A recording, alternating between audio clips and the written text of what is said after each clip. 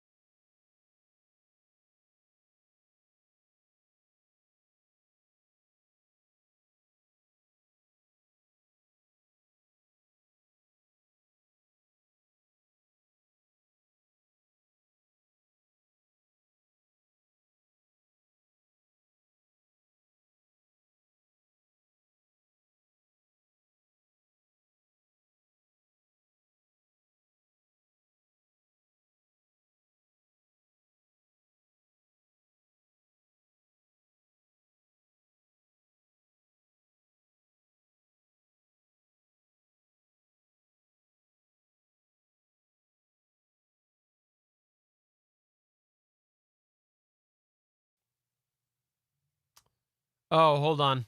You can probably hear us now, though, right? Well, if you can No. hear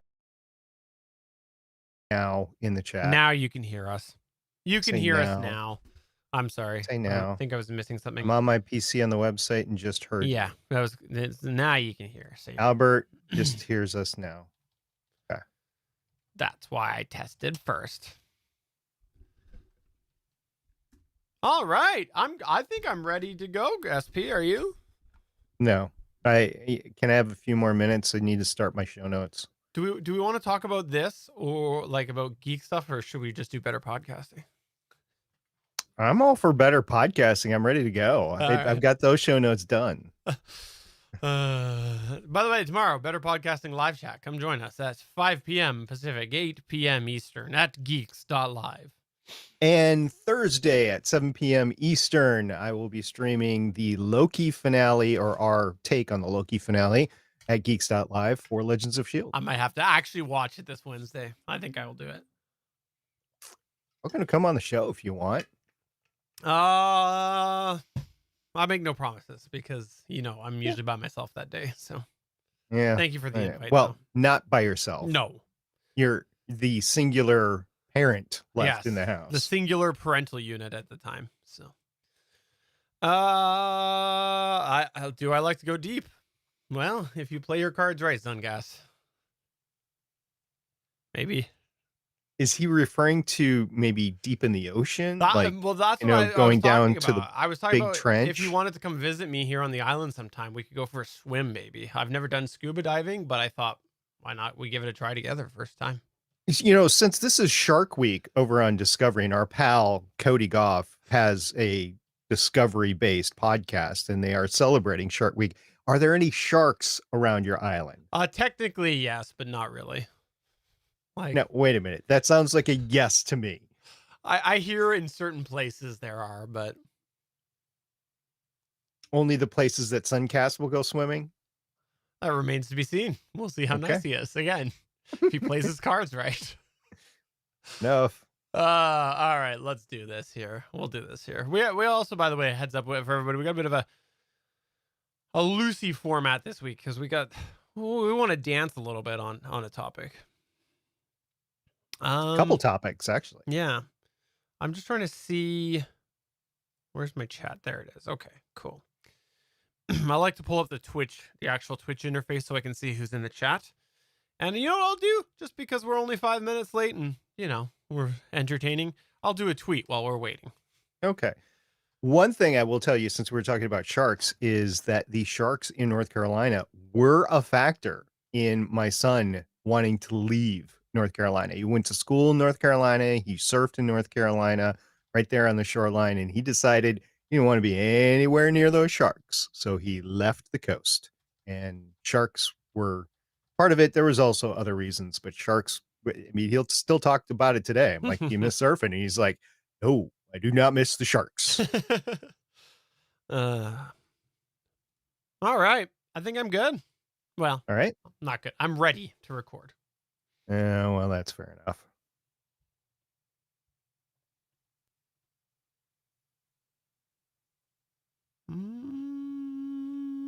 Am I? No. I'm SP from Legends of S.H.I.E.L.D., a show about the general Marvel comic universe. I'm Stephen John. I'm Chris That's Fall the from one. the All Things Good and Nerdy podcast, a wacky weekend morning show, part of the Gonna Geek Network, just like the show you're checking out right now. Shows on the network are individually owned, and the opinions expressed may not reflect others. Find other awesome geeky shows over at GonnaGeekNetwork.com. This is the official GonnaGeek.com show. Each week, we run down the latest news and happenings in the world of geek. These are your hosts for the show, Steven, Chris, and SP.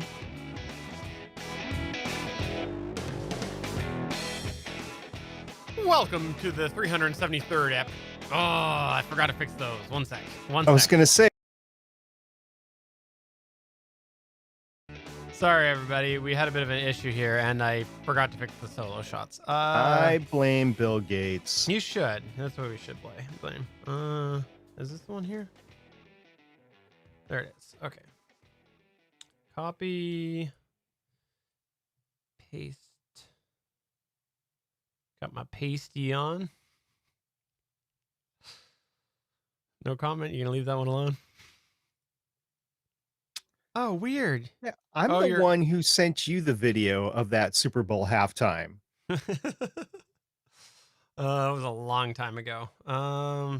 That I sent you the video? It was a few months ago. It was during the lockdown. That's I true. found it on VHS and I translated it and I sent it to you. Everybody, you're gonna lose audio for 1 second. We'll be right back. We still see you.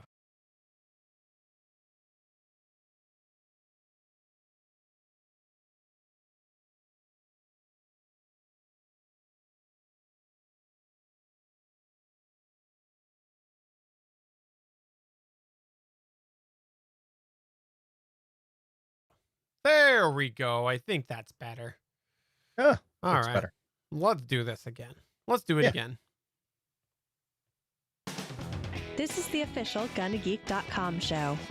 Each week, we run down the latest news and happenings in the world of geek. These are your hosts for the show, Steven, Chris, and SP. Welcome to episode 373 of the official Gonna Geek Show. I am Steven, and with me, of course, is the fantastic SP. Hey guys, how is everybody doing? I hope you enjoyed your July Stanley Cup finale and looking forward to the Olympics if they actually happen. We have yet to figure out if the Olympics are actually going to happen this year or not. No fans in the stands whatsoever, but NBC's got those lucrative broadcast rights and they got a plan, and we're not going to talk about it tonight.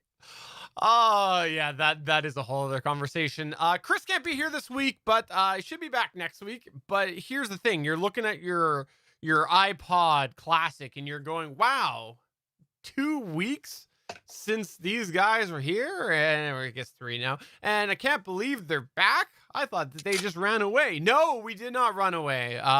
We had Well, Steven planned. tried to. I tried. Yeah. We had planned to have the holiday long weekend. For those that don't know, SP and Chris are located in America, and I am in Canada. And so it doesn't work. Is the that same. what we're calling it now? Nada. Nada. And so there are a couple of holiday weekends that happen. One is July 1st, the other is July 4th.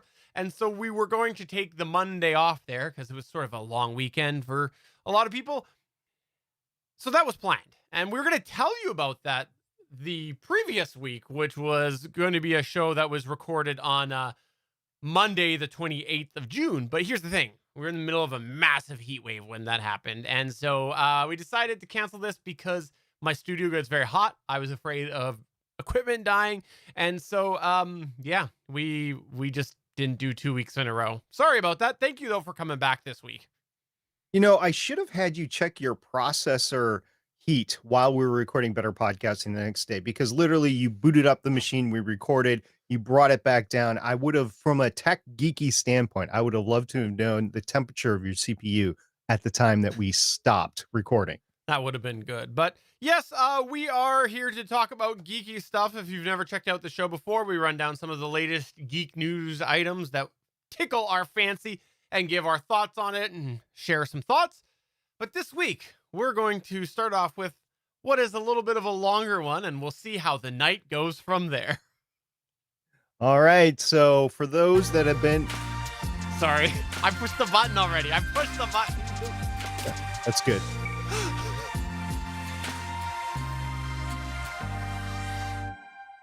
2 weeks off will do that. SP, why don't you kick us all off with this? Because this was an exciting week in your forte. It was.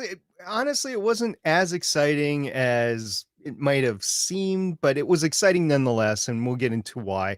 And for those that have been in the gonnageek.com Discord server, you've seen me make posts on the outer space and science channel about various different things, and this was one of them. So just yesterday, July 11th, 2021, Sir Richard Branson flew into space to officially kick off the space tourism age.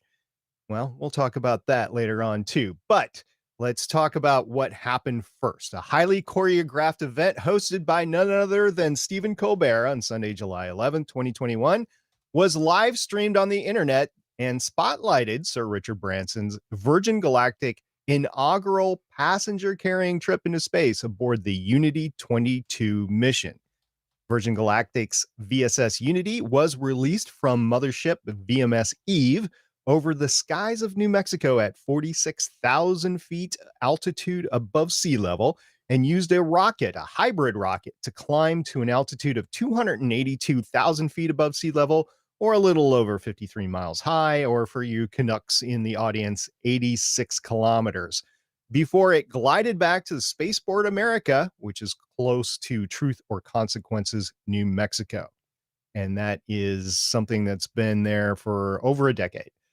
The event culminated 17 years of development following Spaceship One's Anasari Prize win and a tragic 2014 fatal accident, which we've covered before on the Gonna Geek Show. Branson actually started the day by cycling to the spaceport terminal where he met up with his 3 fellow astronaut passengers. And Stephen, go ahead and break in here. Astronaut 001, Sir Richard Branson, signed in with a license to thrill.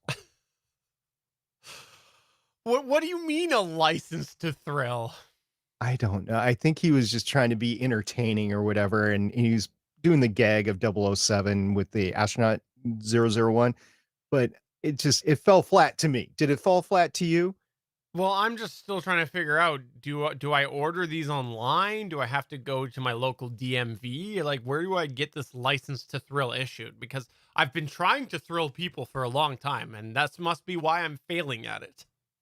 Yeah, you don't own $1 billion worth of companies and have your own space tourism company. That's why you don't. I'm unlicensed. I am unlicensed to thrill.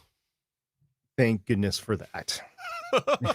Now, the other 3 occupants that were astronauts was astronaut 002, Beth Moses. She is the Virgin Galactic chief astronaut trainer, and they disclosed that she had been up in the plane the previous flight as she was checking out the interior cabin.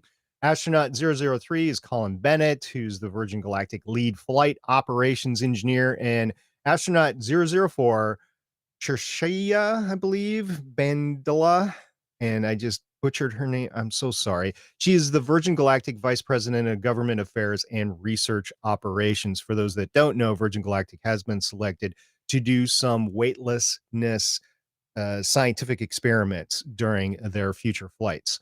Now, the Unity 22 pilot was Dave McKay, and the Unity 22 co-pilot was Michael Masucci. The Eve pilot was CJ Sturko, and the Eve co-pilot was Kelly Latimer. So those were the 8 people involved in the flight. Only 6 went up into quote-unquote space. Despite a mostly flawless flight, there were some minor anomalies to note. Now, first of all, it was just weather related. There was a short 90-minute weather delay while overnight storms cleared the area and allowed the rollout of the combined vehicles to the open tarmac. This actually worked out well for me because I had forgotten why this date was important to me. And I was like, July 11th, that date is so important. And I just don't remember why. It's because my daughter had arranged a wedding planner meeting at 9:00 Eastern time that morning. So I would have missed this had it not been for the delay. So I was very grateful for the weather delay that it happened. I did go to the wedding planner meeting and then came back, and it was only an hour. So, okay. The only other anomalies during the flight was some garbled video and audio transmissions from inside the cabin, which was attributed to a possible blocked antenna. We'll see. I think they were just holding it wrong. Yes, I agree with your diagnosis on that, but I disagree with your phrasing of there was some some Do we garbled want to video. get into the video stream technicalities because it was really bad? Well, that's what I like. Some is understatement of the year, SP, because it was like there was virtually nothing of excitement from on the on the I don't even what do you call it on the ship? Like Oh yeah, the actual it's a spaceship. on the It's vessel. Anyways, vessel. they're seriously everything that was exciting didn't work. You got a little bit of visual as they were climbing. Aside from that, like the whole climax was ruined by the fact that there was no video to be transmitted. So it was more than some. I think a little bit of the excitement was mitigated by the fact that the ground cameras actually caught the vehicle at the apex of the trajectory. Okay, I mean, throughout it, the ground cameras never lost sight of this thing. That's So true. you're seeing this thing from the ground the entire time, and you're like, well, that doesn't work with like the space shuttle or the SpaceX launches or anything like that. You lose sight of it eventually. So you're actually seeing the vehicle the entire time through the trajectory, as long as there's no clouds, and there were no clouds in the sky while this test was going on, or flight was going on, or I don't know what to call it because it's not a launch. I I know. guess it kind of is a launch because they use a hybrid rocket to propel them up. But anyway, it reminded me, the cutout of the video and the audio reminded me of the last SpaceX launch that we watched with SN15, where it Yeah. went up and came back down, and it was completely obscured and everything. And then SpaceX just ordered like billions of dollars worth of antenna and comms gear and everything to just put it in Spaceport USA down there in Boca Chica.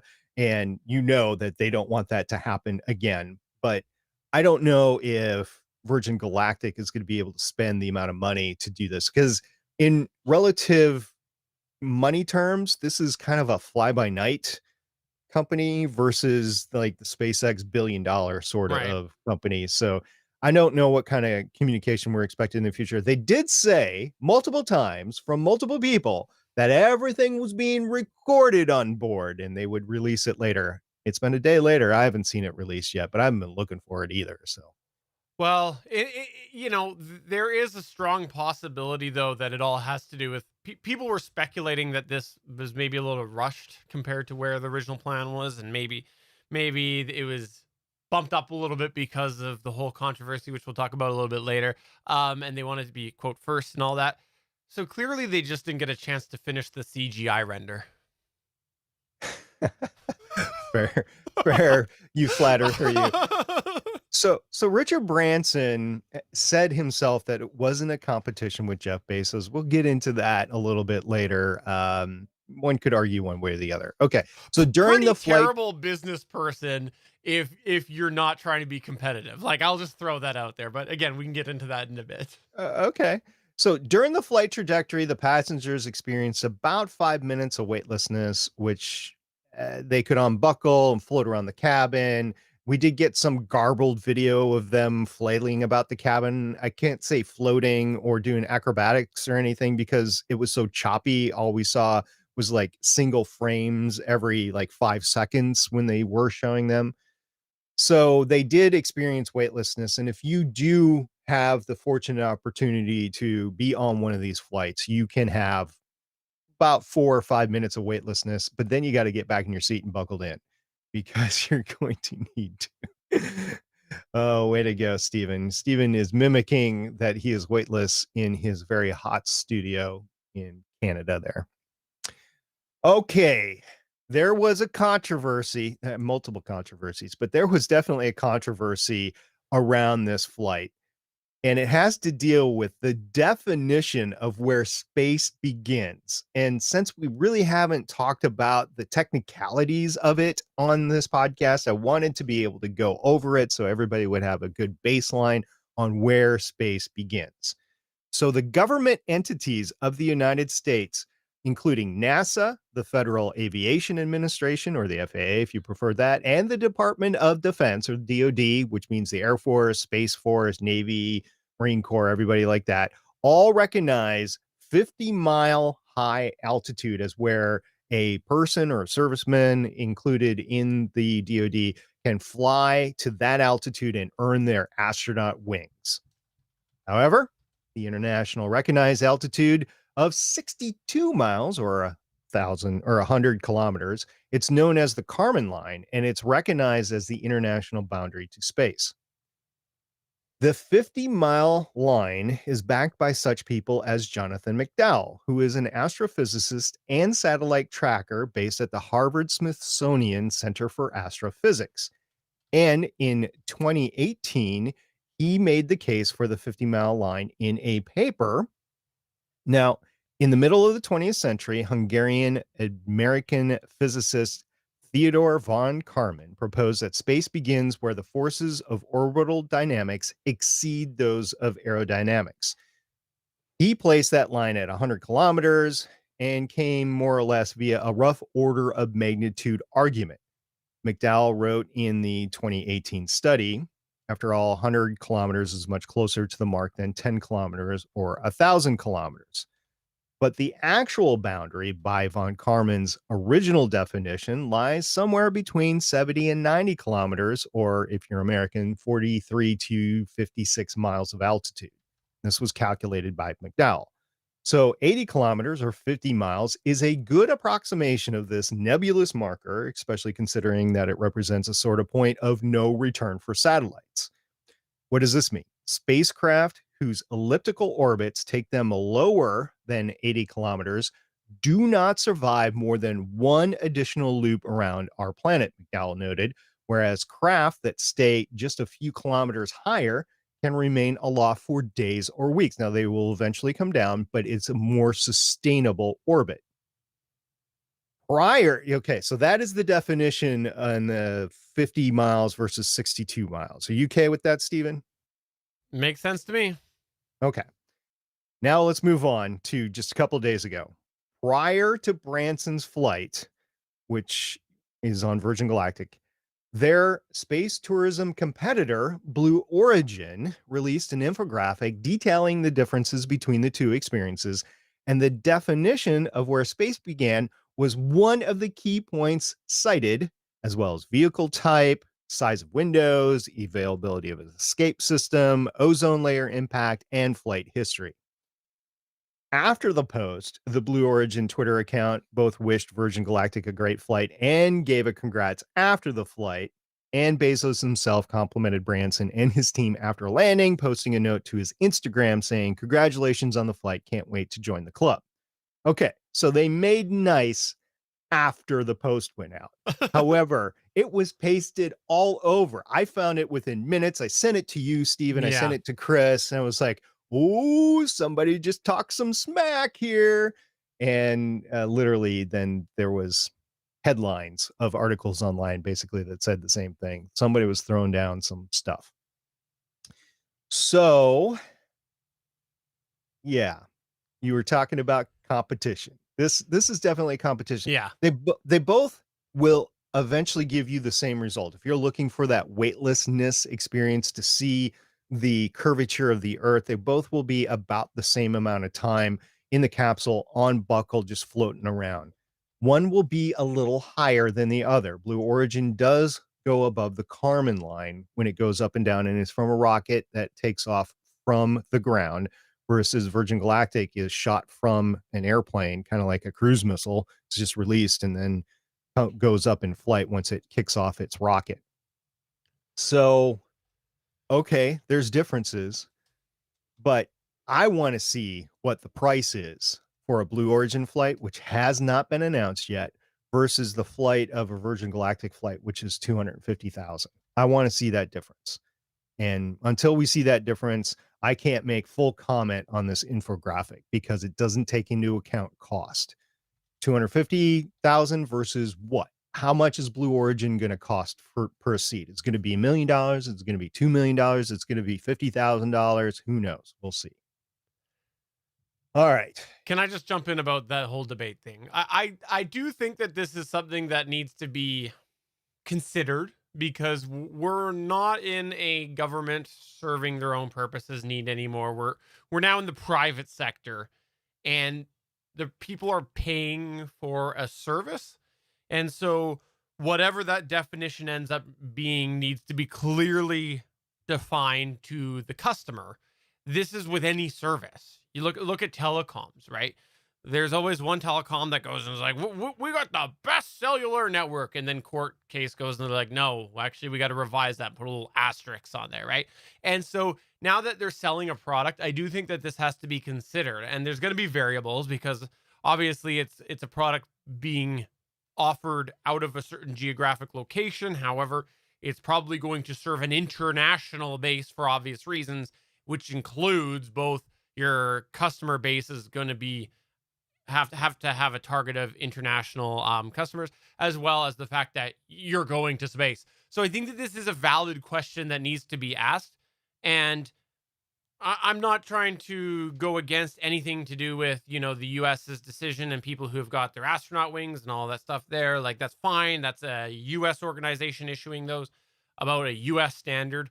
But when we're looking at something like this, I think it is a valid question to be asked and answered eventually. And I think that people need to know about this as well if they're buying a service, because if by most of the world's definition they're not going to space, and these people are buying a service through like a vendor or a broker or however this is going to end up being sold elsewise, and it's being marketed as you can go to space, then it's a question and it's a concern, because technically that's not true. If someone's selling this outside of a place, or basically outside of the US, then they're not fulfilling the need of the customer, or what the customer has paid for. Now, this is years away, because at this point it's so expensive that they don't care. Nobody's gonna really care that much. All they care about is what they're gonna go up. They're gonna have that waitlist for a few seconds. They're gonna see everything, and then they're gonna go back and feel really cool, and that's fine. But at some point, I think this is a valid question to be asked, and it might be a situation that the government of America might have a different definition than ends up being in the private sector. We'll see. Or maybe the government will shift their definition too. I don't know. We'll see what happens. I will say that having watched the crewless launch of Blue Origin, because that was live streamed Right. a few weeks ago, and watching this yesterday, it's just a cheap thrill ride. It is going up Yeah. and going down in like 15 minutes. You have to minus the flight on VMS Eve as you go up and all the prep work and stuff like that, or the prep work that it takes you to get on board New Shepard for Blue Origin. And then you come down and you have to go through medical checks and whatever. So it is a day-long experience and probably takes some preparation beforehand. But in the end, it is just a cheap 15-minute thrill ride. Up, you get less than 5 minutes of weightlessness before you got to strap back in. Okay. It's a millionaire or billionaire's thrill ride. And I'm glad it is. There are some benefits here. The benefits are that just a few years ago, this wasn't available for your average citizen. You had to go through a government organization in order to do that. Now people can do it reasonably on their own dime. If they invest enough money, if they make enough money, and they have the 250,000 plus whatever Blue Origin ones, you can do both, and it's available, whereas before it really wasn't available to everybody. So there are some positives, but I think there's a lot of negatives. Like I said, cheap thrill ride. Okay. So in the ceremony after the flight, Sir Richard Branson took the opportunity to announce an Omaze partnership in a raffle for 2 free tickets to space. Stephen, are you familiar with Omaze? Yeah, Omaze is a fundraising service where people put up pretty big rewards. Often in like the movie and TV industry, it's like, hey, have a guest appearance on this, which is basically you sitting in the back as an extra. If you know, like, as part of the fundraiser, it's like a draw type thing for people who donate to the fundraiser. Right. It's a raffle basically for whatever the end result is. I've seen some on the sailing YouTube channels that I follow for like RVs or sailboats or stuff like that. But their key is they want so many people to enter in that it uh comps the cover of whatever prize is given, unless that's being donated, and then allows charity to have their portion of it as well. Yeah. It's a charitable thing. So this makes the possibility of going into more orbit more achievable for your average Joe or Jane. In contrast, just want to say this, Blue Origin held an auction for a seat on their first space tourism mission scheduled for July 20th, which was won for, we talked about it before on the show, $28 million. Hardly achievable for you or me, Stephen. No. This is cool though. Like, the fact that they are doing this through Omaze, and I think we're gonna see more of this in the future, just because I think it's good publicity for them. I think it puts a little bit back towards the common person, which all of these ventures, which we'll get into probably in a minute here, are taking criticism. And so I think that if you can, get a couple of average Joes or average Janes on there, it all adds up, get that snowball rolling. Yeah, and as of this recording, the winner of that auction for Blue Origin is yet to be revealed. We'll talk about that a little bit later. So Virgin Galactic tickets are not currently on sale. They came off the market a couple years ago, but previous tickets for $250,000 for a seat were sold. Virgin Galactic expects commercial operations with paying passengers to begin in early 2022 after accomplishing at least 2 additional flight tests. Now, talk about the competition again. Sir Richard Branson did receive a send-off from another space enthused billionaire, Elon Musk. So Elon joined Richard earlier that morning and presumably witnessed the flight from the Virgin Galactic Control Center by the pictures that were posted online. Musk tweeted Godspeed to Branson before the flight, also had breakfast with him. Reportedly, Musk has previously purchased a ticket to ride in VSS Unity for the $250,000 amount. There's no word on where Elon is placed in the line. There's a lot of celebrities that were either purchased tickets or were comp tickets as well for Unity. So in addition to Virgin Galactic, and as we just discussed, the Blue Origin inaugural space tourism flight, SpaceX will also send up an entirely privatized mission to space in September of this year called Inspiration 4. I can't remember if we talked about it on the show before or not. Do you remember talking about this on the show? I vaguely remember that. Yes. Okay. So on board the SpaceX Inspiration 4 flight will be billionaire Jared Isaacman, who's the CEO and founder of Shift4 Payments. Physician's assistant Haley Arcano, I believe is how you say his last name, a child cancer survivor. Data engineer Chris Sembrowski, who was gifted the winning seat by a friend who won it in a St. Jude fundraiser sweepstakes. I need friends like that.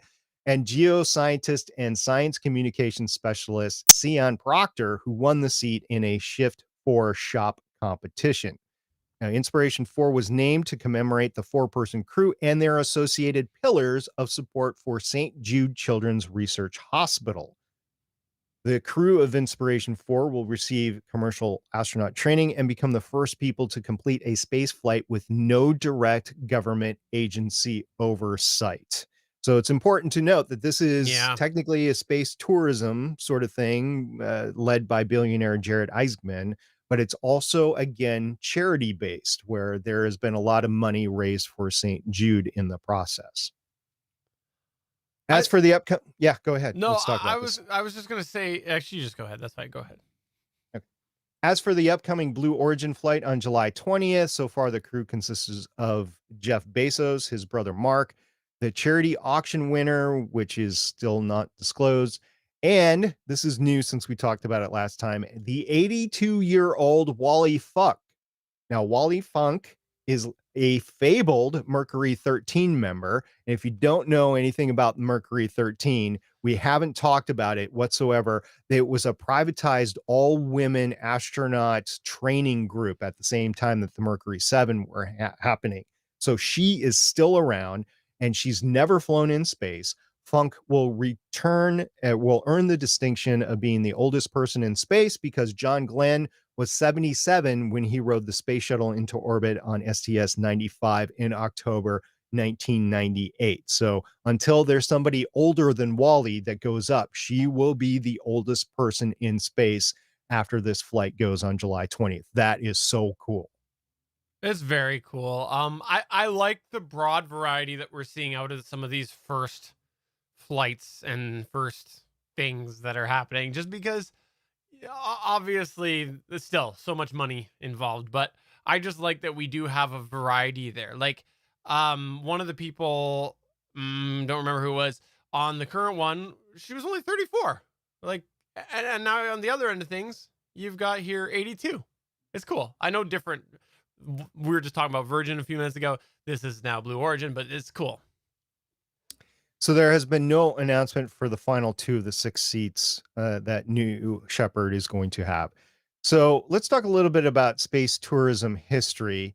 The first space tourist, because we haven't talked about this before, actually paid the Russia in 2001 to visit Mir, and that was Dennis Tito, who was a Los Angeles businessman.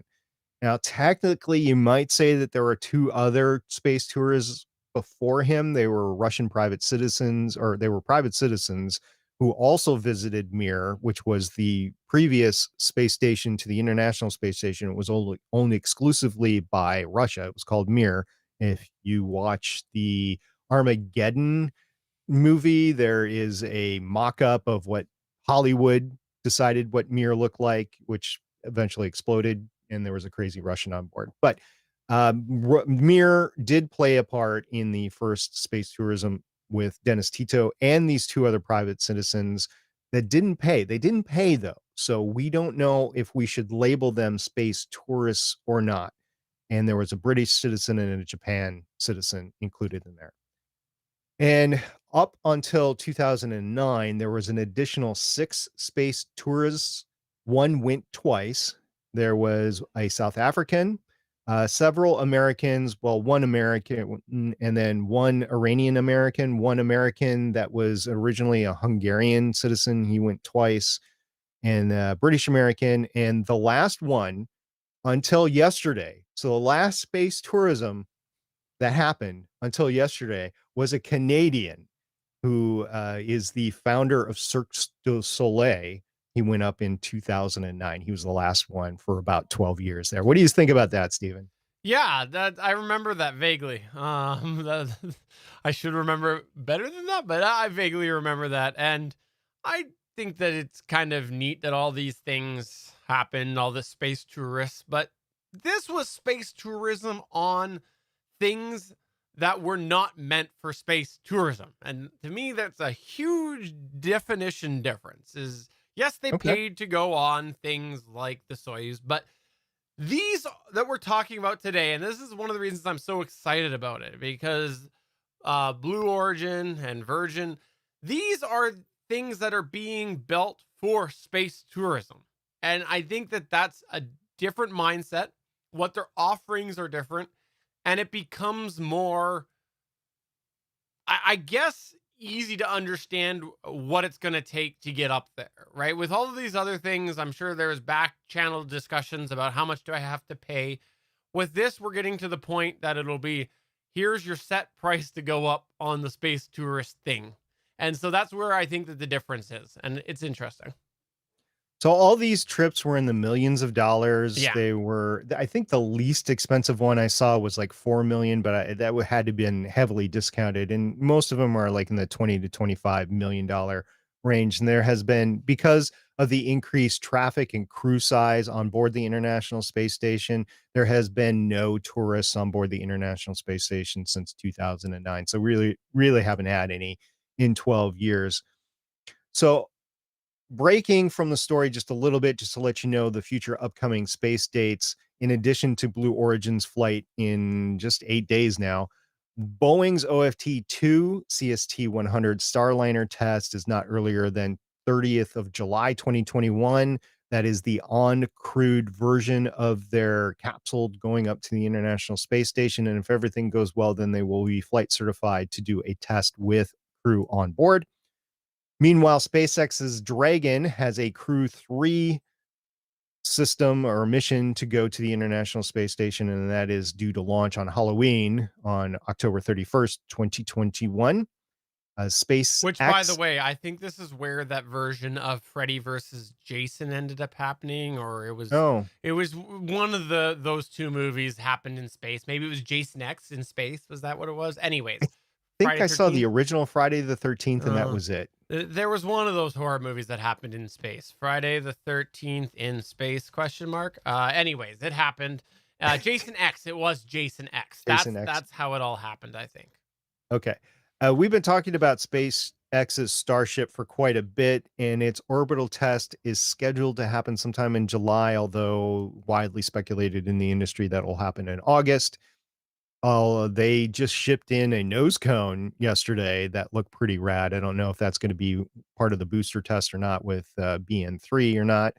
That's exciting. NASA is still scheduled to launch their SLS system, which is part of the Artemis system, in late November. We'll see if that shifts to the right at all.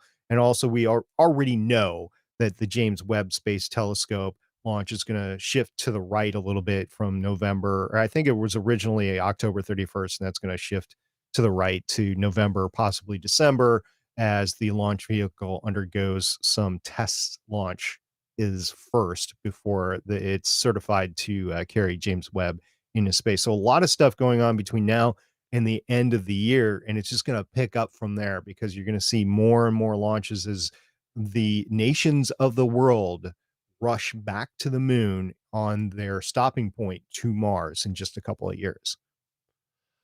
So I got a few things I want to talk about with this whole thing. First, I have to say, I know that Branson claims that it wasn't rushed. However, I should point out that, again, Gonna Geek Show says something and something else happens. I believe not too long ago I said, what? SP, tell me, Blue Origin is beating Virgin at their own game? To which we surmised that they were. And then Virgin came in and just like, nope, we're first. So again, you can thank the Gonna Geek Show for all of this. Sure. So a little caveat on the first thing. This was their quote unquote first flight, but all the people on board were associated with Virgin Galactic, and their true flights don't start until 2022. So I think Blue Origin will still have them beat. Fair enough. Second thing that I want to highlight right now is that I think that people might not be seeing the big picture, or maybe I'm looking with rose-colored glasses on this here, but I have seen so much criticism over the last little bit about this sort of thing, like, well, could you put those dollars towards something on Earth here? And then the people talking about pollution and all that there. And yes, there are valid questions and conversations to be had about all of these things. You mean like Lamborghinis or Veyrons that cost $250,000 to $300,000? Like I said, there are valid conversations to be had about all of these things. However, I think people are missing the big picture about this being a gateway. Yes, right now we have millionaires playing who's this bigger, and that's what we're at right now.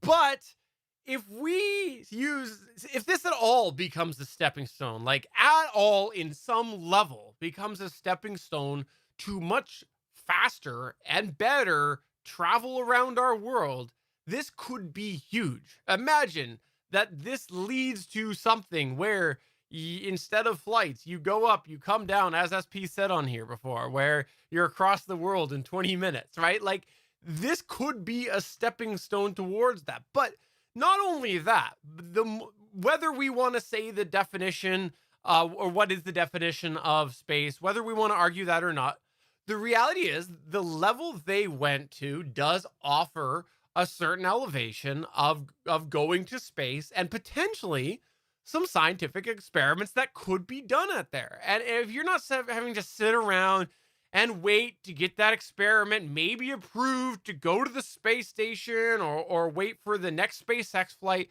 where it's like we have multiple companies going up every now and then and it's a short thing, maybe this could lead to some of these experiments, some of this research happening and getting answers a lot sooner than when we're only going to Mars or we're only going to the space station. Like, I think there's a lot of potential the more companies that we have going to space on some capacity as well. I believe this is all Virgin Galactic.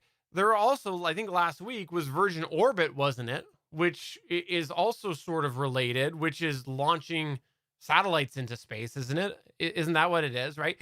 So this is like, we can see there is a conglomerate here that is doing things in space. And again, maybe more possibilities if we have more vessels to send things out to space. So I think that, yes, at the moment it is a bit of a pissing match, but I think there's a lot of things that this could lead to, because we saw what happened when there wasn't competition and people just got happy not doing things in space.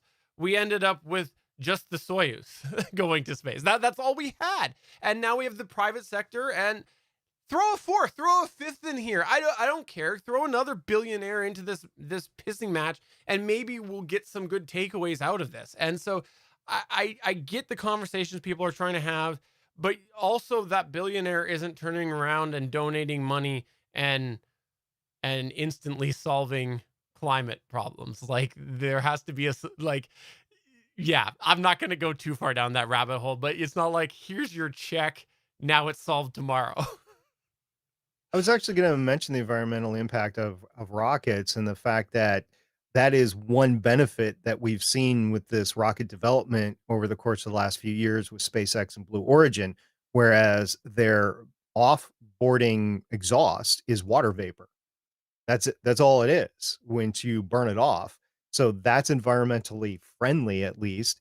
I've seen the Virgin Galactic ship via VSS Unity use a hybrid rocket, which is kind of a safer rocket to use, which is why they're using it on board. It's got rubber for fuel, which is bad to burn. Okay, granted, but it's safer to use in this application where you have rubber for fuel and you have a gaseous or a liquid oxidizer that is flown. It's pushed over the surface area of the rubber, and it's allowed to burn, and then you can throttle it, you can start it, you can stop it. So obviously that's not how Unity is meant to be used. It's meant to just burn and burn and burn until it's all gone. But those are benefits that you get from this.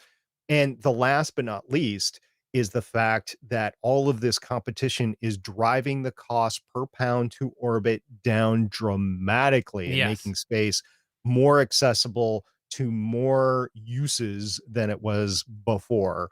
It was really unsustainable before. It was not financially in anybody's interest. But you throw in the Falcon 9, you throw in Starship in there, you throw in New Shepard and its evolutions, and then there's a couple other businesses worldwide. Relativity, I think, Space is got a Falcon 9 sort of rocket, or maybe it's a Starship sort of rocket that they're making.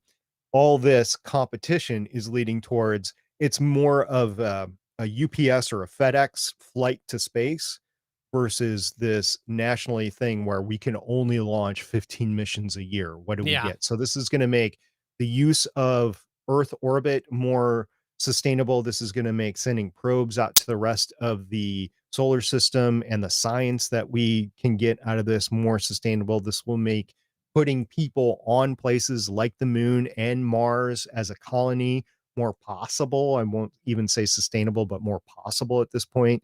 So there are benefits to this space race with these billionaires in the last 10, 15 years. And we're just on the cusp to realize it. Within the next 10, 15 years, it's going to be a whole new ball game. So by the time we get to 2035, it's going to be just a different world when it comes to space travel. Well, and also you kind of briefly touched on it, more accessible. And I know there's going to be some people listening that are offended, but there's not just one country that has all the answers to everything in space. We might want to think that at times, that maybe there might be some people who think that there's one country that has all of the answers, whoever that is. But there are so many that can add to the research and the development and things like that, but they don't have the means that other countries do to be able to have their whole massive space program and to have their own hardware and things like that. And so when you look at some of the scientific research that happens on an international basis elsewise, you end up having all of these minds that really are untapped in the world of space exploration because their countries don't have the means to have their own NASA or their own, what's the Russian program called technically? The Russian Space Agency. Yeah, Russian Space Agency, right? Like they just don't have that. And so if you got the private sector involved, maybe you get a few more in there. So I think, yeah, it becomes a lot more accessible worldwide. One other thing that I wanted to throw in here was that we touched on this before on the Gonna Geek show, but it became very clear that our speculation was correct, that people didn't realize what was involved with these current stage of space tourists. There were so many people that were like, wait, that was it? I thought it was going to be longer. And it's like, yep, called it. Nobody knew. People were like, oh, I thought they'd be in space for hours. I work with a bunch of people that are familiar with the industry. They're familiar with what's going on. I mean, it's kind of what we do on a day-to-day basis.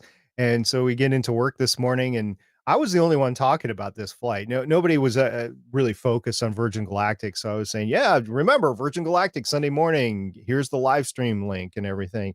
So they come in on Monday or today, this morning, and they were like, OSB, that's it? I was like, yeah, that was it. It was an up and down. I told you what was going to happen. And they're like, I wasn't that impressed. I'm like, well, look, I mean, you might have gotten to go up on a space shuttle, but not everybody does. So this is, more accessible to people. And no, my boss has not been up on the space shuttle, but I was just trying to use that as just, hey, look, this is more accessible. If you had the money, you could go up on it. And he was like, yeah, no. You didn't want to do it. But you brought up great points about delivery from point A to point B. I don't think Virgin Galactic could do it, but I could see SpaceX doing it. I could see New Origin doing it, or Blue Origin doing it. I could see this being an overnight or hourly delivery from New York to Sydney, Australia. I could see this happening, and you could do it in 1 hour or 2 hours or something. That'd be like crazy. That. It would. And the way SpaceX is doing Starship, this is realizable. It would cost some money, but not as much as you think in order to do it. So we'll see. I mean, I think part of the whole test of Starship, the suborbital test to go from Texas to Hawaii, is part of that, saying, yeah, we can get from point A to point B in 45 minutes. We can get you to Hawaii from Texas in 45 minutes. I mean, think of that. If you're rich, if you got a lot of money and you want to take a vacation for the weekend in Hawaii, this could be a way to do it. Yeah. The last thing that I just wanted to comment was I loved the tone. Loved the tone that they took with all of this there. There was a lot of fun to be had. They clearly wasn't trying to be serious, even though there's question marks in my mind whether it aligned with the current stage that they're at. I think that maybe the sort of testing aspect of all this was a little underplayed, but nonetheless, I enjoyed overall the tone that they took with it. Especially when I was sold was there's a kid that asked Sir Richard Branson a question there, and it was something to the effect of, did you guys see any planets when you were out there?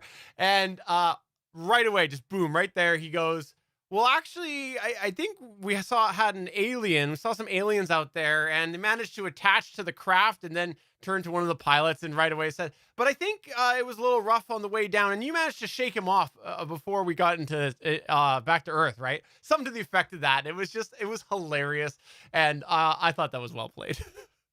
So a couple that's actually a good point that I didn't bring up in the show notes. A couple of things to talk about there, quote unquote reentry. The BMS or VSS Unity does not have heat shields on the bottom, and that's because of two things. First of all, they're only coming down maximum as Mach 3, so it's not really fast enough to require them. And second of all, they're low enough in the stratosphere that they don't really skip off the atmosphere like at Mach 25 that the space shuttle used to do, or that any of the capsules that come back really do. So there is no need for the expensive and intricate heat tiles on board VSS Unity. So that's why you don't see them there. But Uh, you are seeing them on board Starship as they get testing. They're putting more and more of those heat tiles on board starships. Well, we'd love to know what your thoughts are about this. Come to our Discord server at gonnageek.com/Discord. We do have a channel in there for the official Gonna Geek show, but we actually have a outer space talk and science channel, which is basically all space talk. And you should check that out because we have a lot of fun conversation and there's some good comments happening about this over the weekend. So we'd love to have you come over there and chat with us about that.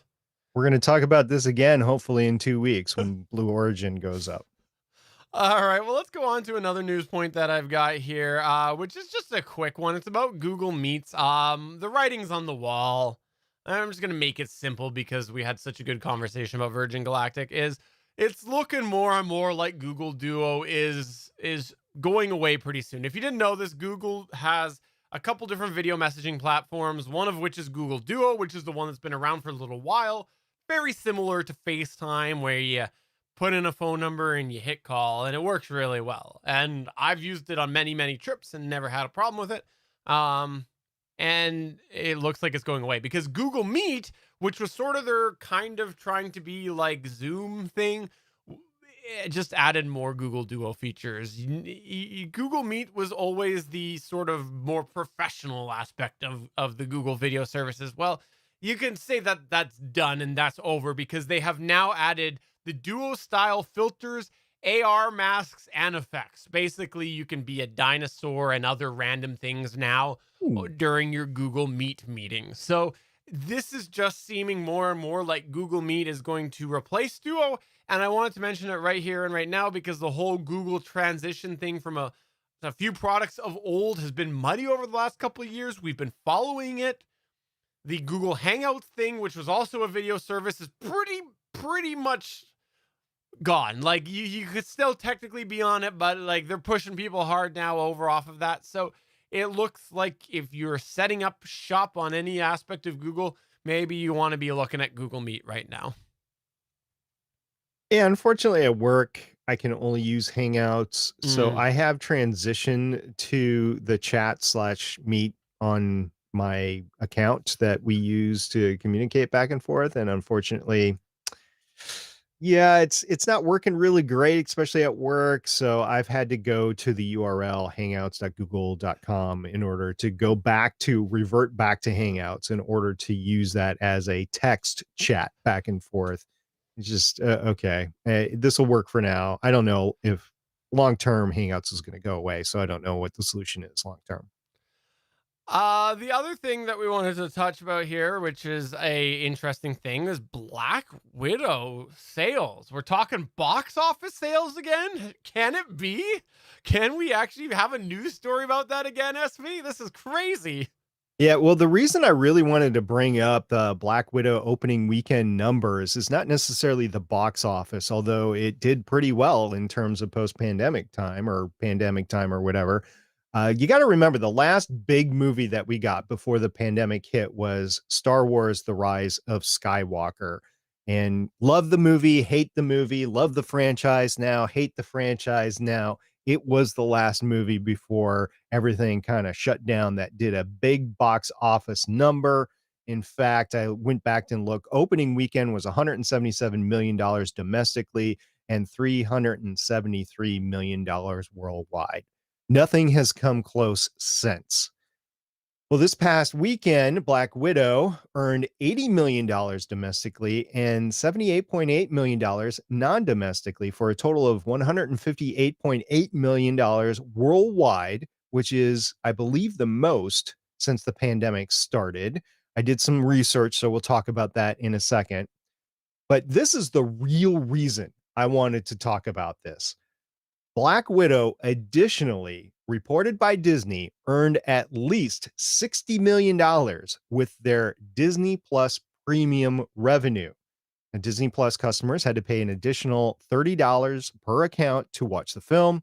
The announcement was the first ever to include, we'll call this premium video on demand, or PVOD. That is now an industry term, PVOD, with the opening weekend numbers in the industry.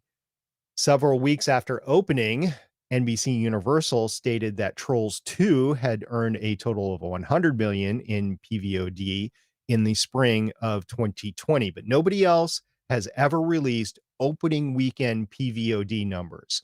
And I don't even think you can with such things like Wonder Woman 1984, because it was inherent in the subscription over there on HBO Max. So this might be a Disney exclusive that they're able to do this. Now, Disney did not previously include PVOD numbers with the opening weekend releases of Mulan or Raya and the Last Dragons. Further, Disney has not stated whether they will continue to release the PVOD numbers on opening weekend in future films. So a couple of notes on premium, because we were talking about this maybe off air, off recording last time that we met. Black Widow will be free on Disney Plus starting October 6, 2021. That's roughly 3 months after the opening. Black Widow will only be available to purchase on Disney Plus for 60 days. So up until September 8th or so. And you will need to maintain your Disney Plus subscription between now and then to keep Black Widow in your vault for the 3 months prior to the free release, meaning there's going to be about 1 month where you cannot purchase Black Widow. And the only way you can see Black Widow is either go to the theater and see it, or if you previously purchased it for that $30, then you can go and view it. And if you purchase it for $30, you can view it as many times as you want, as long as you maintain your Disney Plus subscription. Now, if you combine the Disney Plus and the global revenue, Black Widow earned $218.8 million in its opening weekend. There has been online speculation that stated that the reason that Disney Plus released the $60 million number was to take Black Widow above the $200 million barrier on opening weekend. So they could have been just a, hey, look, we did this in pandemic times or post-pandemic times. On opening weekend, we were able to get a film over $200 million, worldwide numbers, but over $200 million. Steven, what do you think about that? I think that this whole thing is a really interesting thing to analyze, just because of the fact that they've released the numbers. So obviously they have a reason for doing that. What is the reason for that? I'm not sure, but the fact that they've done that is interesting in itself. But the fact that it's had such good sales tells us that there are people that would likely not have seen this in the theaters if it wasn't available to be purchased at home. It also tells us those people that are completely like, $30 is ridiculous, no one's ever going to pay that, are wrong. They're just flat out wrong, because people have paid it. And when you look at the situation, right, it's easy for people to balk at that number. Like, that is so easy to do. I actually just had a conversation tonight about this with my wife about this, and I was like, hey, I'm thinking about doing this, we should set up a time and we can watch it together. She's like, $35? Why would you pay $35 for a movie? Do you own it at that point? Like why? Well, that's a lot of money. And then I got talking with her, and she's like, I had seen Cruella on there, and I was like, I'm not paying $35 unless I own it. And I had broken it down to her, and I'm like, but here's the thing. If we went to the theater together, you and I, to watch it, how much would we pay? And now, how much would we really pay when you throw in drinks and everything? And then I pointed out, and also, we leave the theater, and that's the only time we've watched it. As opposed to here, we get to watch it for a few months before it comes free. And then the other side of things that people, I think, are starting to maybe come around to is that the concept of owning your movie, I think that that's going away with streaming services and largely with things like this where they have their own successful streaming service, because you're never going to dig out that disc. You're rarely going to dig out that disc. Not say never. You rarely dig that out. You'll just go on the streaming service. And so really you are looking at what is the price that I'm willing to pay to go up to the release on streaming. And so if you're like, well, I'll wait until it comes to home release and I'll buy it then for $30. Well, you're paying for a disc to sit in a tub somewhere because you're just going to stream it. And you're going to have this if you have the subscription service. So I think that when you have multiple people involved, especially, like, this number, it works, especially when you consider movie theater prices, the comfort of being in your own home. Now, if you want to go for the big sound, the big visual and all that, then obviously that's a whole different situation. Completely I different. don't think so. I don't think so, because with home theaters today, I've got a 65-inch screen and a really decent Atmos sound system. To me, it's okay. It's not exactly like the theater, but to me, it is enough of a good theater experience. We got spoiler. I actually bought the movie and I watched the movie this past weekend. Okay. It was good enough for me to be like, yeah, actually, this is cool. I can do this. And because I do Legends of S.H.I.E.L.D., and we're going to talk about it on Legends of S.H.I.E.L.D., I can actually watch it multiple times between now and when we record it, which Well, is awesome. And here's the other thing that we never really got into the whole conversation because then we had to have dinner. But that's the other thing, is how often have people gone to a movie in a theater, gone, wow, that was a really good movie. I'm going again next weekend. Now they've paid more than that $35 because they've gone twice. So, Mhm. so like, it's a different frame of mind. It is a huge tag up front.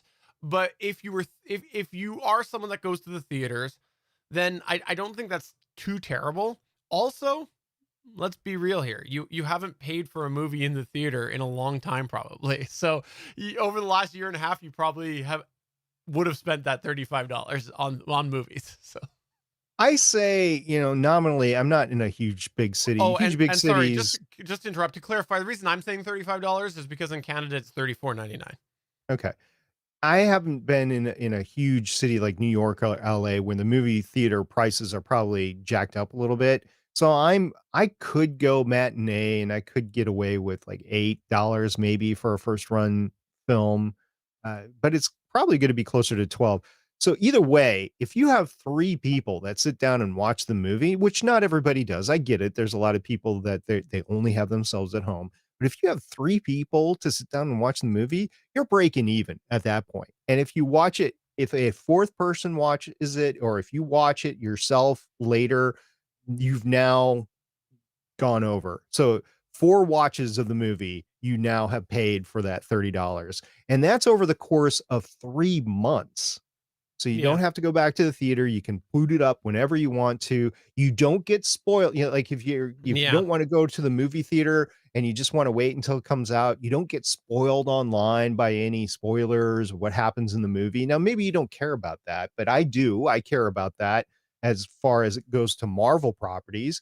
And I have resorted myself to just wanting to watch the movies so I don't go finding spoilers before the movie. But after the movie's out, there is no spoiler free zone anymore after Endgame. Stuff comes out and it's plastered all over everywhere. If you boot up YouTube, you can see videos that have been made out of it, and just the images alone that are the thumbnails for the videos that can give spoilers and that sort of thing. So there are a lot of benefits to doing this if you don't want to go to the theater. Now, if you want to go to the theater, I know plenty of people that want to go to the theater. Want to go to the theater? Fine, go to the theater. But this is an economically viable way to watch the movie at home, either by yourself or with your family or with friends or whatever, and you don't have to go to the movie.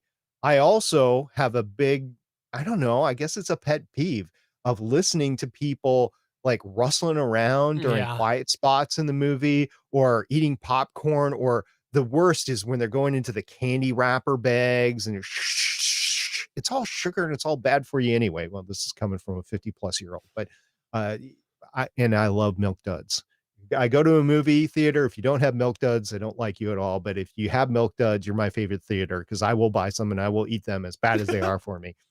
But But so you don't hear that rustling. If you have to go to the bathroom, and let's face it, I'm over 50, I will have to go to the bathroom during this movie unless I actually take a full day to prep and like dehydrate myself.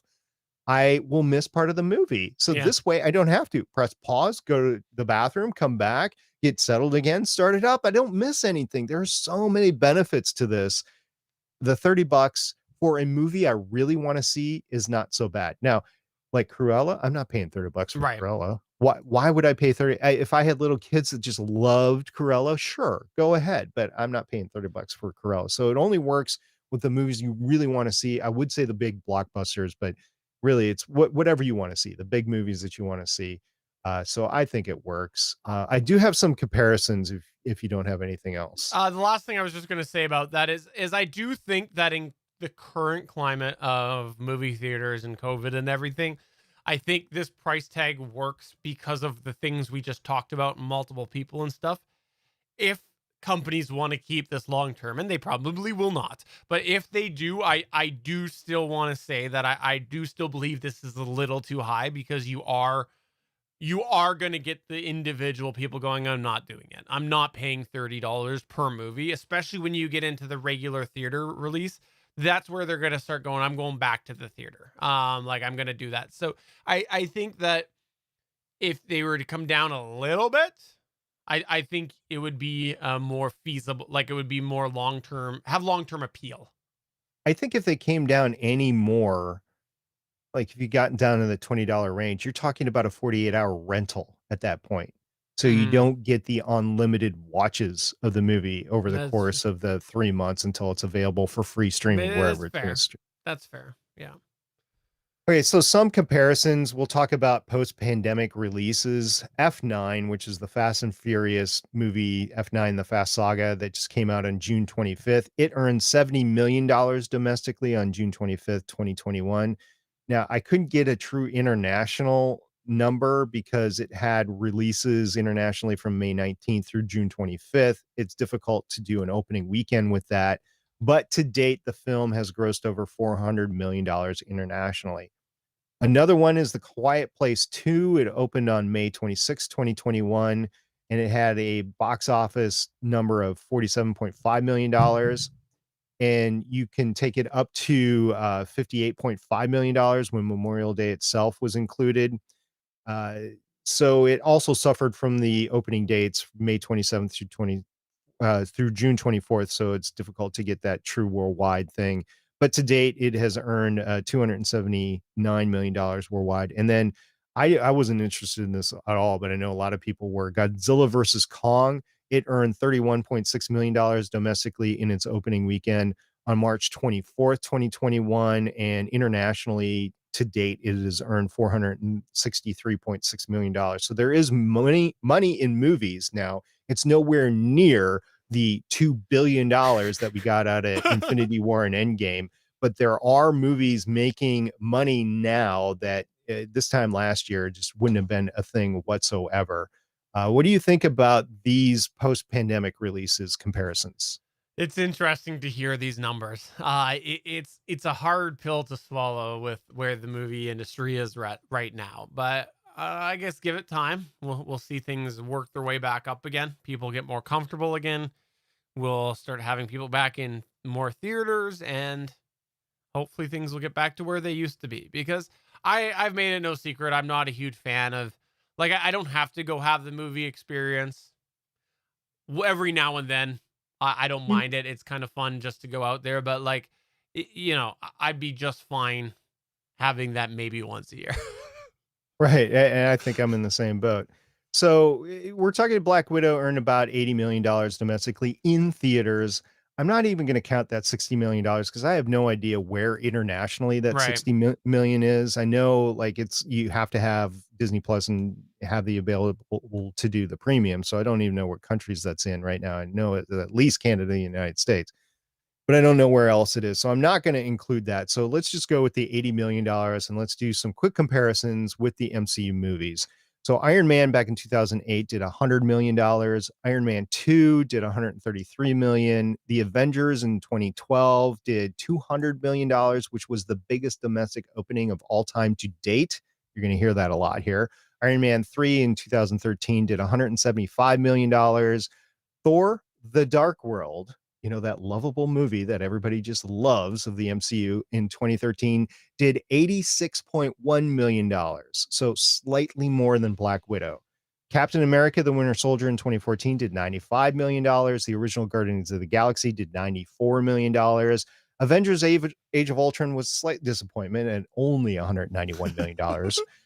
Ant-Man, you know what? I'm going to do the ones under in a little bit. Captain America Civil War did $179 million. Doctor Strange did $85 million. Guardians of the Galaxy Volume 2 did $145 million. That lovable little guy, Tom Holland, with Spider-Man Homecoming did $117 million. Technically Sony. Thor Ragnarok did $115 million. Black Panther knocked it out of the park at $241 million. Avengers Infinity War did $258 million. Captain Marvel did $154 million. Endgame, the biggest ever to date, $350 million opening weekend. By the way, Avengers Infinity War was the highest ever to date as well in 2018. And Spider-Man Dare from Home did $185 million. So that is the ones that were above Black Widow. The ones below Black Widow, Thor, the original one in 2011 at $65 million. Captain America, The First Avengers at $65 million. Ant-Man at $58 million. Nobody liked the Ant-Man, I guess. Which is weird And- because it just took off after it actually released. And Ant-Man and the Wasp at $76 million. And Ant-Man and the Wasp were so integral into Endgame that it was, it should have been more. And as well as Thor, The Dark World was big into Endgame as well. So that just gives you some comparisons on where Black Widow was inside the MCU. I'm not going to go into it, but I also pulled the numbers for other non-MCU Marvel properties as well as the DCEU that came out. And actually, I think Black Widow did okay. Did it do great? No, but I think it did okay. And personally, I'm okay with them slipping in the $60 million. I do have reservations. You're going to do it in the future, Disney? You should. If you did it this time, you should do it in the Right. future. And the other reservation is I don't know how to count it because it's not truly domestic, even though it should be. It's not truly domestic. And the international number is not really available for all these movies because the release dates are different internationally. Yeah. So it's not a true one for one. You could do the total box office, but when you're just talking about the opening weekend, the domestic number is the one that's standard across the board, and that's what you have to go with. And because of that, I don't know if you should use the premium video on demand or PVOD number or not. If they did if they did them based off of total PVOD sales worldwide, I completely disagree with them being counted towards domestic because there are different offerings under different regions for Disney Plus. Thus they can be separated because you have different licensing still agreements that are out there that you did at one point, whatever, it doesn't matter. At least it used to be separated. So I think that they should not be counted as a domestic sales. So I'm interested in what everybody else thinks about this this bombshell, basically, that Disney Plus threw in there. We haven't been talking about box office numbers for a very long time, but it is still very much a big part of the industry. Everybody wants the most out there. They want to have the most international. They want that $1 billion number. But Black Widow was never going to get to $1 billion, but No. that's what they want. They want the $1 billion or $2 billion or $3 billion now total worldwide. And the opening weekend of this little is just, it's not going to $200 million opening weekend worldwide. It's just not going to get them there for Disney, but eventually, hopefully we'll get back there before we do the next big team up movie within the MCU. One's coming, it. I just don't know what it's going to be. So we'll see. And we'll see. I won't give any spoiler. We haven't talked spoilers or content to Black Widow whatsoever. We've just been talking about the box office numbers. I'd be interested if you want to come on board to the Gonna Geek Discord server. There is a Legends of S.H.I.E.L.D. channel over there. Use your spoiler tags. I would be interested to hear how you liked Black Widow. We're going to be talking about it on Legends of S.H.I.E.L.D. not this week, but the following week. We're going to cover Loki this week, and then we'll cover Black Widow to give everybody a chance to see the movie however you want to see it. If you want to see it in the theater, go ahead. If you want to see it at home, go ahead. But we'll talk about it on Legends of Shield. So be interested to hear your take about this PVOD number Yeah. included in the box office numbers, and what you think about the content. And don't worry, if you are waiting, I'm sure, give it another, I don't know, year, and you'll be happily going and spending like nearly $100 to take your kids to the movie theater by the time you buy them everything, and you end up having to probably fast food dinner because you don't have time to make dinner and go to the movies. And so don't worry, you won't have to pay $35 again in about a year. You'll be paying like nearly 100. So there you go. Honestly, the last time I took the whole family to a movie, it was Rise of Skywalker, and it was me and the 3 kids and a couple of their significant others, and then other family strap hangers. It was over a C note to do that. Whereas if it was in this time, I would have said, look, we're just taking over the living room. We're going to stay here. We're going to pay $30. And actually, honestly, that might hurt some of these movies' big numbers in the future. That people will decide if they have big groups that are going to the theater, we'll just watch it at home and then save like $50 to $100 by doing it. Like I said, I suspect it will go away eventually. Yep. But that's going to go ahead and take us to the end of this show. Thanks for sticking with us through this episode. We hope you had a lot of good fun. Contrary to Chris not being here, we know it's never a great episode when Chris isn't here. So hopefully today's was tolerable. Yeah, we miss Chris. He definitely wanted to be here, but he Yes. just couldn't due to personal reasons. So he should be back next week, and it'll be Yes. great having him back on to talk about some of these issues, which I'm sure will still be in the news a week from now. We missed you, Chris, and we hope that next time you come and save our listeners, because they don't want another SP and SJ cast. They just don't want that. No, they come here for the Chris. That's for sure. They do. So come to our Discord server, gonnageek.com/Discord. But for episode number 383 of the official Gonna Geek Show, I'm Stephen John Drew saying space tourism. It's here. And MSP saying thank you very much for sticking with us, and we'll see you next time. Bye. See ya.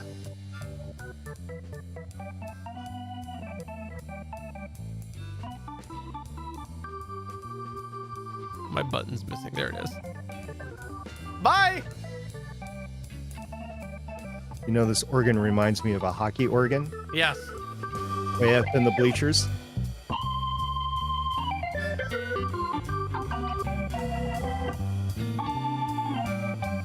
Thanks for checking out another episode of the official GonnaGeek.com show. If you like the show, please give us a 5-star review in Apple Podcasts or a thumbs up on YouTube. You can always join us for our live recording sessions, which stream Mondays at 8:45 p.m. Eastern at www.geeks.live. And remember, you can find our full back catalog at gonnageek.com/show. If you're itching for more geeky content, check out other shows on GonnaGeekNetwork.com. Voice work was by Emily Prokop of the Story Behind podcast. That's it for this episode. We hope to see you back again next week.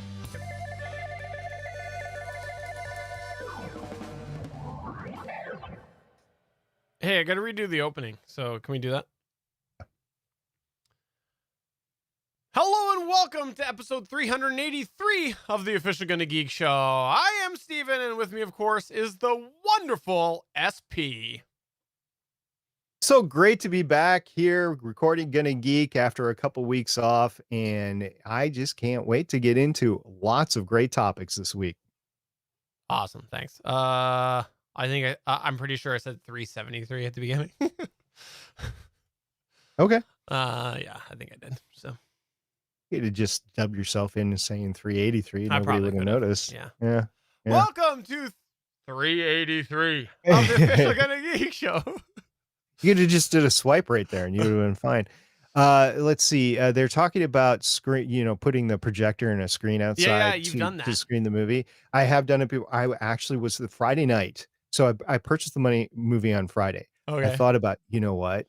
I'll just do a favor for all my neighbors. I'll go out in the backyard, I'll Oh, throw it on the big awesome. screen, and I'll screen it so Yeah, everybody yeah. will be able to have it. And I'll put on a note on the Facebook, say, hey, come on, you can watch it. But then it rained, so it's like, yeah, that's not gonna happen. But I was thinking about doing it for all the neighbors. Yeah, I bring keep your lawn chairs and let's just do it. I keep thinking about doing that, and then the good weather leaves, and I'm like, oh, well, maybe next year. And then next year I don't do it. Yeah, well, I have not used the screen yet this year. There have been a couple of nights that I wanted to use it. One night I was just so tired. I was just like, no, I'm going to fall asleep and I don't want to get bitten by bugs and that sort of Mhm. stuff out there. The other night, the weather was terrible. And then, of course, so 3 nights so far this summer that I've wanted to use it and I couldn't. Um, Yeah. Actually, I guess 4, because one was like the 4th of July night. And I just thought it's a bad idea to have a screen out there You know what you on the need to night of do? 4th of July. What's that? In the middle of the road, like if there's a cul-de-sac, Hmm. you could just put the screen in the middle and then project it with sound and everything. Everybody would love you. It would be reversed on one side, Yeah, but actually, both sides could watch. Actually, I could probably do that. And the problem is we could ask. So I could ask the city to close off the street for a night and basically they just put out barricades. So I could ask for that, but I just don't want to. Yeah. I don't want to Just close off the street. project it onto the front of your house. That's probably better. Well, no, I could. I do live on a cul-de-sac. I could just put it out there and have people drive around it, but I have to. Yeah, I got long enough extension cords. I could do that. Yeah, okay, good thought. Rather than my backyard in the cul-de-sac, it's doable. Yeah. Projecting movies on the side of his neighbor's house. That's funny. Yeah, so I've got a side of my house would be really good for that, but not great for seating. Just because the distance probably wouldn't be that great, but I was thinking about it still because that's where I kind of wanted to do was the side of my house.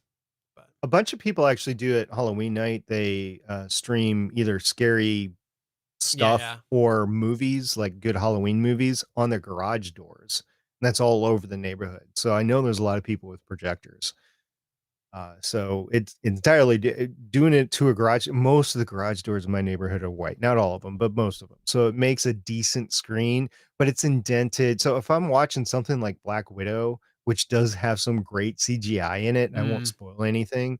But if I'm watching something like that or a good sci-fi thriller or something like that, I yeah. want an actual flat screen to No, project it on. yeah. I was thinking I don't know that I'd want to watch movies the first time on the projector. I don't know.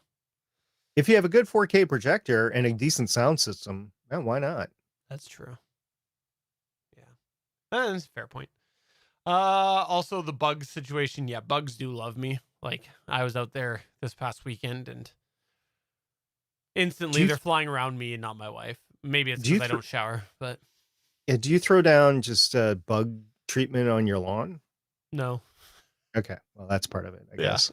Is that something that people in Canada Not do or not really. do? No, Okay, we don't really do that, but yeah, we do it here, mm, and it's effective only if you and your neighbors do it. yeah, we don't have the big bugs that you guys do. There's some big dang bugs around Yeah. here. All right. Well, thanks everybody for coming on by. Tomorrow, Better Podcasting live chat will be at 5 p.m. Pacific. That's 8 p.m. Eastern. Come on by. On Thursday, come for Legends of S.H.I.E.L.D. And then Sunday, All Things Good and Nerdy should be back with Chris Farrell. And Monday should be the three of us back next Monday. Looking forward to that.